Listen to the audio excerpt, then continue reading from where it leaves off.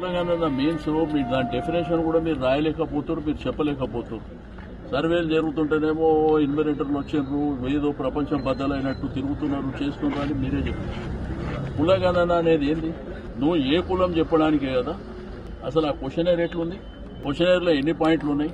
ఆధార్ కార్డుతో వాళ్ళకేం అవసరం? నా ఇన్కమ్ తో వాళ్ళకేం అవసరం? నువ్వు ఎక్కడ ఉద్యోగం చేస్తున్నావు, ఏం చేస్తున్నావు, గతంలో ఈ ప్రభుత్వం నుంచి ఏం బెనిఫిట్ పొందినావు, నీకు ఏమేమి ప్రాపర్టీస్ ఉన్నాయి, ఏమేమి బండ్లు ఉన్నాయి, అవన్నీ ఏం అవసరం అండి? కులగణన అనేది రెండే ఇష్యూస్. ఆ కుటుంబంలో ఎంతమంది ఉన్నారు, ఆ కుటుంబంలో ఎంతమంది ఉన్నారు, వాళ్ళ ఏజ్ ఏంది, వాళ్ళ క్వాలిఫికేషన్, వాళ్ళు చదువుకున్న ఎడ్యుకేషన్ ఏంది, అదొక కాలం. రెండోది ఏంటంటే మీరే క్యాస్ట్. సింపుల్ అదే కదా.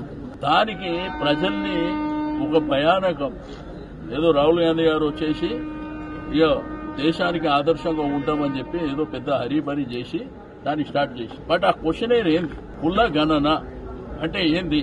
ఏ కులం నీదని చెప్పేదే కదా. దానికి ఇంకెందుకు పెట్టారు దాంట్లో? అందుకే ప్లానింగ్ అయ్యి ప్రజలు కూడా మీరు చూస్తున్నారు, టీవీలో, పేపర్లో, మీరు సోషల్ మీడియాలో కూడా చూస్తున్నారు, వాళ్ళంతలో వాళ్ళే వాలంటరీగా బైకాట్ చేస్తారు. మేము ఇయ్యమంటారు. మీకు జరుగుతుంది అదే. దాంట్లో ఏ పొలిటికల్ పార్టీ ఇన్వాల్వ్ కాలే. వాళ్ళ మీదకి పోయి ఇది చేయండి చేయొద్దు అని ఎవరు చెప్పలే. ఇది వాలంటరీగా ఎక్కడ పడితే అక్కడ ఈ పరిస్థితులు వస్తున్నాయి. అరే సింపుల్ కదండి. రెండోది, ఆ రోజు సకల జనులకు సంబంధించినటువంటి సర్వే కేసీఆర్ గారు ముఖ్యమంత్రి ఉన్నప్పుడు ఒక రోజులో చేశారు. అది చేయండి. ఈ కాలయాపన అక్కర్లేదు. రెండోది, లోకల్ బాడీ ఎలక్షన్ డిసెంబర్లో పెడతాం, జనవరిలో పెడతాం అని చెప్పేసి స్టేట్మెంట్స్ ఇస్తూ కులగణన జరగకుండా, రిజర్వేషన్లు తేల్చకుండా, బీసీలకు 42% రిజర్వేషన్ రాకుండా ఎట్లా పెడతారండి? ఎట్లా పెడతారు? ఇదంతా ఎట్లయిపోయిందంటే కోఆర్డినేషన్ లోపం ఉంది, హరీబరీ ఉన్నది. ఈ హరీబరీ చేయకండి. రెండోది ఏంటంటే మీరు క్వశ్చనర్ పెట్టేటప్పుడు సింపుల్ గా పెట్టండి. రెసిడెన్షియల్ అడ్రస్, నేను, మా కుటుంబంలో ఎంతమంది, మీరే కులం. కులగణన డెఫినేషన్ అది కదా. ఇది వదిలిపెట్టి దాంట్లో 20 పెట్టి 30 పెట్టి ఎందుకు చేస్తారు? 75 ప్రశ్నలు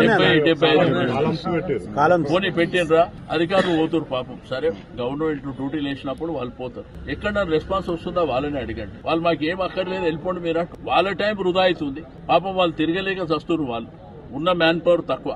రెండోది, వేరియస్ డిపార్ట్మెంట్లకు సంబంధించి ఇప్పుడు జీహెచ్ఎంసీకి చాలా పనులు ఉంటాయి. వాళ్ళని తీసుకుపోయి దాంట్లో వేసారు. నేనేమంటా అంటే మీరు చేసేది ప్రాపర్ గా ప్లాన్ చేయండి. మీరు 1 days or 2 days పెట్టండి. అందరు ఇంటికాడ ఉంటారు. ఆ రోజు కర్ఫ్యూ లెక్క లేదా కేసీఆర్ గారు పెట్టినప్పుడు? అట్లా చేయండి. ప్రాపర్ ఫార్మాట్ లో రండి. డెఫినెట్ గా నేను ఒక్కొని వివరించాక పోవడం మూలానో చేయకపోవడం మూలానో ప్రపంచం మేము ఆగిపోదు కదా. నేను ప్రజలతో పాటు నేను ఒక్కొని.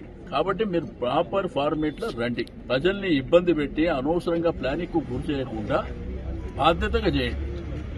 తప్పకుండా వెల్కమ్ చేస్తాం. కేవలం రేషన్ కార్డుల విషయాల తొలగింపుకే ఈ సర్వే తీసుకున్నాక ప్రజలలో అపోహ. నేనేమంటున్నా, రకరకాల అనుమానాలు ప్రజల మధ్యన ఉన్నాయి.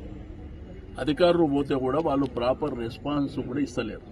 ఎలగొడుతారు. అది చూసుకోండి, ఎందుకు ఎలగొడుతున్నారు ఏంది అనేది మీరు చూసుకోండి. అంతేగాని ప్రతిదీ పొలిటిసైజ్ చేయాలి, ప్రతిదీ రాజకీయం చేయాలని మేము కోరుకుంటలేము. మేము మంచి పనులు చేసినప్పుడు తప్పకుండా సపోర్ట్ చేస్తాం. ప్రజలకు అర్థం కాని పక్షాన, ప్రజలకు ఇబ్బందులైన పక్షాన తప్పకుండా మా దృష్టికి చేస్తారు. తప్పకుండా మరి ప్రభుత్వం మీద ఒత్తిడి పెంచే బాధ్యత మాది కాబట్టి డెఫినెట్ గా పనిచేస్తాం. మీకే అడుగుతున్నా, మీరు కూడా బస్తీలలో మీరు ఒక భాగమే. మీరు కూడా అదే బస్తీలో నివాసం ఉంటున్నారు. ఏం అడుగుతారు వాళ్ళు? ప్రజలు ఏం చెప్తారు? ప్రజలైతే ఆ పేపర్ చూసినాక ఫస్ట్ నడవ అని చెప్తారు. పేపర్ వాపస్ ఇచ్చేసి నువ్వు వెళ్ళిపోమంటూ. ఎందుకు అవసరం? కులగణన దేశానికి ఆదర్శం. ఆ రోజు పెద్ద పెద్ద లంబా చౌడ మాటలు గొప్పగా మాట్లాడారు, సంతోషం. 75 క్వశ్చన్లతో క్వశ్చనే లేదు. ఇప్పుడు నా కులం తెలుసుకోవడానికి 75 కాలంలో ఫార్మేట్ లో 75 క్వశ్చన్స్ అవసరమా? అవసరం లేదు కదా. రెండే, నేను, నా కుటుంబం ఎంతమంది, ఆ ఇంట్లో ఎంతమంది ఉంటున్నాం, నేనే కులం, అంతే కదా. ఆ పద్ధతిలో చేస్తే తప్పకుండా ప్రజలు అప్రిషియేట్ చేస్తారు.